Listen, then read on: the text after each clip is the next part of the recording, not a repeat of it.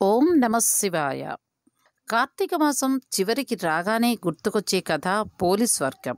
ఇంతకీ ఎవరి పోలి? ఆమె వెనుక ఉన్న కథ ఏంటి? దానిని తలచుకుంటూ సాగే ఆచారం ఏంటి అనంటే ఆసక్తికరమైన విషయాలు తెలుస్తాయి. పోలీస్ వర్గం అచ్చం తెలుగింటి మహిళ కథ. కార్తీక మాసంలో దీపం ప్రాధాన్యతనే కాదు, ఆ ఆచారాన్ని నిష్కల్మషంగా పాటించవలసిన అవసరాన్ని తెలుపుతుంది. పూర్వం కృష్ణా తీరంలోని ఒక ఊరిలో ఒక ఉమ్మడి కుటుంబం ఉండేది. ఆ కుటుంబంలో 5 కోడళ్ళు ఉండేవారట. వారందరిలోకి చిన్న కోడలే పోలి. చిన్నతనం నుంచి పూజలు, దేవుడు అంటే ఎనలేని భక్తి. కానీ అదే భక్తి ఆమె అత్తగారికి కంటగింపుగా మారింది. తనలాంటి మహాభక్తురాలు వేరొకరు లేరని, ఆచారాలను పాటించే హక్కు ఆమెకే ఉందన్న అహంభావం. అందుకే కార్తీక మాసం రాగానే చిన్న కోడల్ని కాదు అని మిగతా కోడళ్లను తీసుకుని నదికి వెళ్ళి స్నానం చేసి దీపాలను వెలిగించి తిరిగొచ్చేది.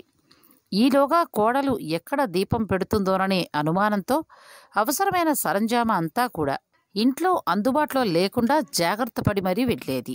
అయితే పోలి దీపం పెట్టకుండా అత్తగారు చేసిన ప్రయత్నాలు సాగలేదు. పెరట్లోని పత్తి చెట్టు నుంచి కాసింత పత్తిని తీసుకుని దానితో ఒత్తి చేసి కవ్వానికున్న వెన్నను దానికి రాసి దీపాన్ని వెలిగించేది. అయితే ఆ దీపం కూడా ఎవరికంటా కనిపించకుండా దానిపై బుట్టను బోర్లించేది. ఇలా కార్తీక మాసమంతా కూడా నిర్విఘ్నంగా దీపాలను వెలిగించేది పోలి. చివరికి మార్గశిర అమావాస్య రోజు రానే వచ్చింది. కార్తీకం చివరి రోజు కాబట్టి ఆ రోజు కూడా నది స్నానం చేసి ఘనంగా దీపాల్ని వదిలేందుకు అత్తగారు బయలుదేరి వెళ్ళింది. వెడుతూ పోలికి ఆ రోజు కూడా దీపాలను వెలిగించే తీరిక లేకుండా పనులన్నీ అప్పగించింది. కానీ పోలి ఎప్పట్లాగే ఇంటి పనులు చకచకా ముగించేసి కార్తీక దీపాన్ని వెలిగించింది. ఎన్ని అవాంతరాలు ఎదురైనా, ఎంత కష్టమైనా కూడా ధర్మాచరణ చేసిన పోలిని చూసి దేవదూతలు కూడా ముచ్చటపడ్డారు. వెంటనే ఆమెను బొందితో స్వర్గానికి తీసుకువెళ్లేందుకు పుష్పక విమానం వచ్చింది. అప్పుడే ఇంటికి చేరుకుంటున్న అత్తగారు, ఆమె మిగతా కోడళ్ళు ఆ విమానాన్ని చూసి అది తమ కోసమే వచ్చిందని మురిసిపోయారు. కానీ అందులో పోలి ఉండేసరికి నిర్ఘాంతపోయారు.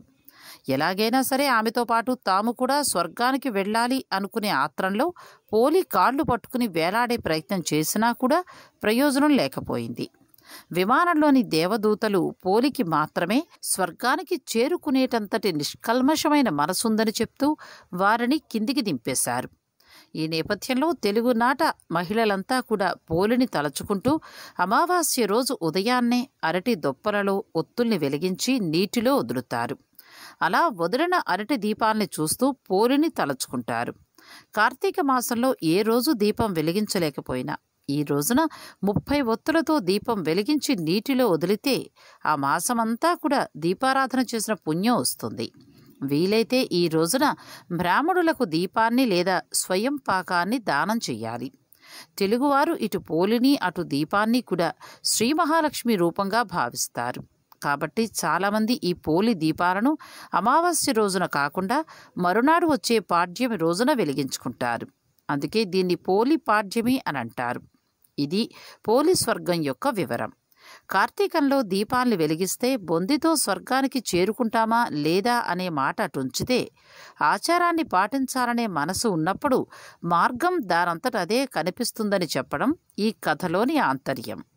భగవంతుణ్ణి కొలవడానికి కావాల్సింది శ్రద్ధే, కానీ ఆడంబరం కాదు.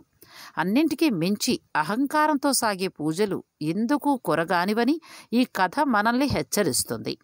అలాగే అత్తాకోడళ్ల మధ్య సఖ్యత ఉండాలనే నీతిని బోధిస్తోంది.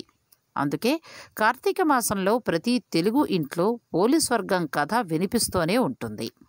ఈ వీడియో కనుక మీకు నచ్చిందా? అయితే లైక్ చేయండి, షేర్ చేయండి. మా ఛానల్ను సబ్స్క్రైబ్ చేసుకోవటం మర్చిపోద్దు.